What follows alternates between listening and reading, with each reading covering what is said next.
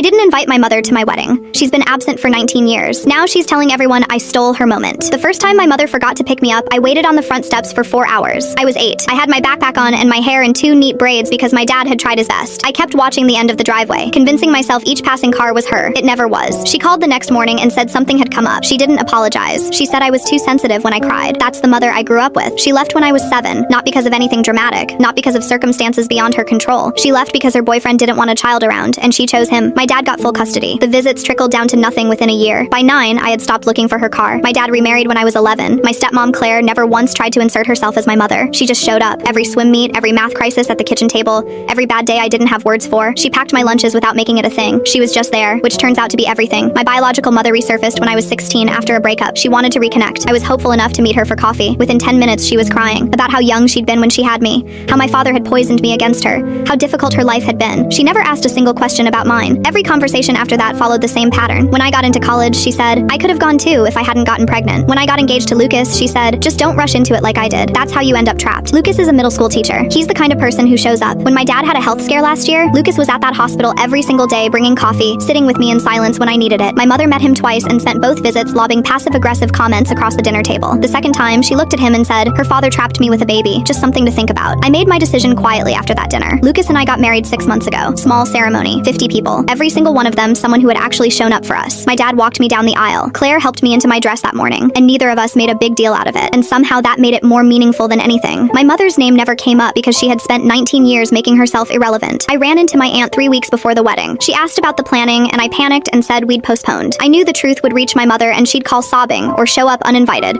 or spend the day making it about herself. I didn't want to manage her emotions on the one day I'd promised myself I wouldn't have to. It was the most peaceful day of my life. Then Lucas's coworker posted photos online, tagged us both. One of my mother's friends saw it within hours. My phone rang 18 times in a row. Then the texts came. How could you do this to me? I'm your mother. I had to tell everyone I was sick. You've humiliated me. Her boyfriend, a man I have never met, messaged me to say I should be ashamed of myself. My aunt called me a vindictive brat. My mother posted on Facebook about children who forget who gave them life and asked for prayers for her wayward daughter. When she finally reached me, she didn't ask how married life was. She didn't ask about Lucas. She said, do you have any idea what you've done to me? I asked if she wanted to actually meet him, really know him this time. That's not the point, she said. The point is you deliberately excluded me from the most important day of your life. I was quiet for a moment. Then I said, you've had 19 years to be part of my life. She said I did it on purpose, that I wanted to hurt her. Maybe what hurts her most isn't that she missed my wedding. Maybe it's that I didn't miss her at all.